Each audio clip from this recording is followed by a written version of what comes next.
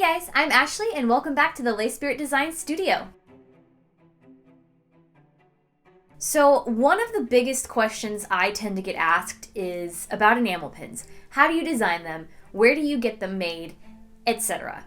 And I know that there are other videos like this on the internet, but I am a firm believer that the more content out there from different people, the better, because you're always going to learn something new that you didn't learn from another video. So here's my take on Enamel Pins 101. If you aren't super familiar with me or my business, I have been designing enamel pins since 2017. And just last year I started my first enamel pin club on my Patreon, and I've done 5 successful enamel pin based Kickstarters. I thought it would be most useful if I broke this video up into 3 parts. So we're gonna do a video all about designing enamel pins, a video all about how to find manufacturers for enamel pins, and then a video all about grading enamel pins where I'm also going to share with you the name of one of my manufacturers. So be sure to subscribe so you don't miss any of those videos. A real quick shameless plug, I put out this content for free, and outside of asking you guys to subscribe to my channel, I don't ask for anything else. So if you'd like to support me and help me keep doing this full time, consider donating to my Ko-fi, which is like a virtual tip jar, or check out my Patreon, where I, like I mentioned, have a pin club and also a sticker club and also some other goodies. So be sure to check those out. And without further ado, so let's dive right into designing enamel pins. So what makes a good enamel pin design is totally objective. I know a lot of people think there's some secret to it, and definitely once you start actually designing enamel pins, you'll get better at it.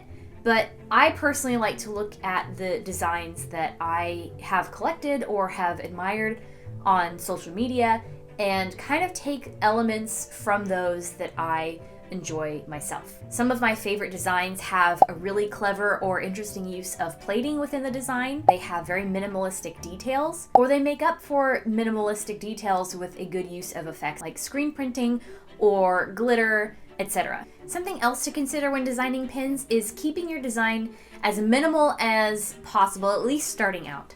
The more detailed your design is and the more lines and colors and stuff that you end up using, your design is going to become more expensive.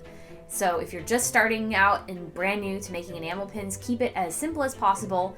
And obviously, if you have been doing this for a long time, you can move into bigger, bolder, better pins. Most people just starting out might not know how to translate a finished piece of artwork into an enamel pin. So here's an example of one that I've done and the little pin to go along with it, which doesn't actually exist, but now I'm starting to think that I should. When it comes to the creation of your line art for the pin, be mindful that whatever line thickness you use, unless you go back and completely redo it in Illustrator, will become the thickness of the metal plating for the actual pin design.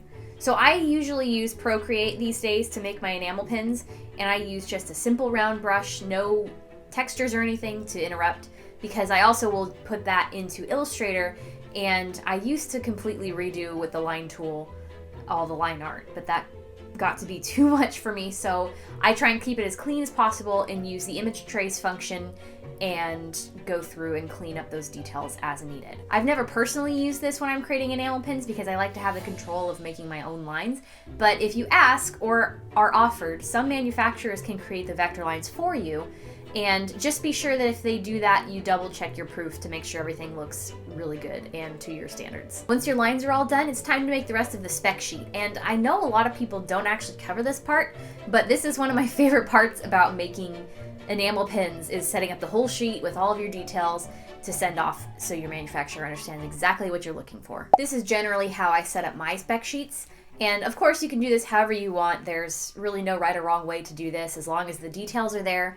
But I like to always include the size in millimeters of the longest part of the pin, a square for every Pantone color, and Pantone colors are going to be a huge key factor of designing your pins because those are universal colors by code that most manufacturers have a reference book for, and that's what they are going to make the colors of your pins for.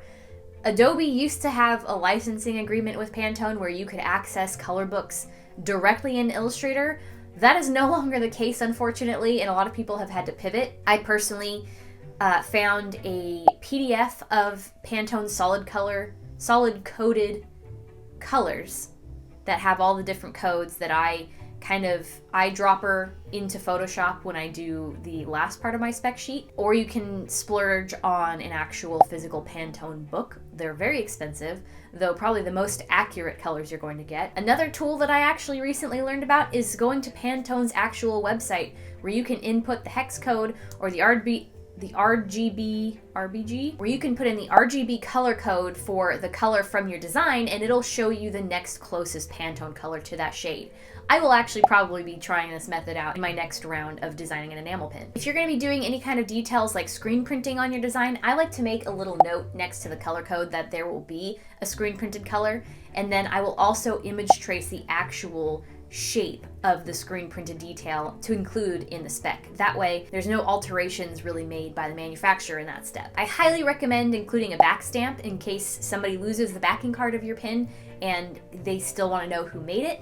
That way you will always be identified. Unless your pin is too small, your manufacturer can usually let you know what size they can go down to before it doesn't make any difference. Like all of my tiny pins, I don't have any back stamps on those because they're just too small. Typically, I'll also include a mock-up of the back of the pin, of where I want the posts placed, what color I want the rubber clutches to be, and where around I want the back stamp to be placed. I don't always do this step because I talk to my manufacturer directly, but it's a good idea to have a spot on your spec sheet that includes the total number of pins you want for each design.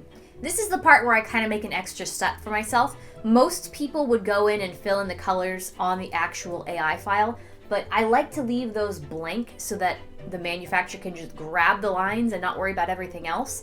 So I will open Photoshop and drop the AI file into there and then fill in the colors for each spot that way. Then there's a lines reference spec sheet, and then there's a color reference spec sheet, and that I feel like makes it really easy for the manufacturer. I've never had a complaint about that, and it has worked well for me so far. So now that you've made your color reference sheet and your line reference sheet, you're done. Double check all of your work. Make sure all of your codes are the correct numbers. I am a little bit dyslexic with numbers, so I always double check to make sure the actual number is what I need it to be. Double check all the spelling, of course, and you're ready to find a manufacturer. If you don't already have a manufacturer in mind or one that you're already speaking to, the whole process of finding a manufacturer to work with, especially for enamel pins, can be not only daunting but kind of time consuming. So I'm going to end this video here, and be sure to check out my video next week where I teach you all about how to find manufacturers, not just for enamel pins, but for other things as well. So I thank you guys so much for watching. If you have any questions, please let me know. Don't forget to subscribe, and I will see you in the next one. Bye!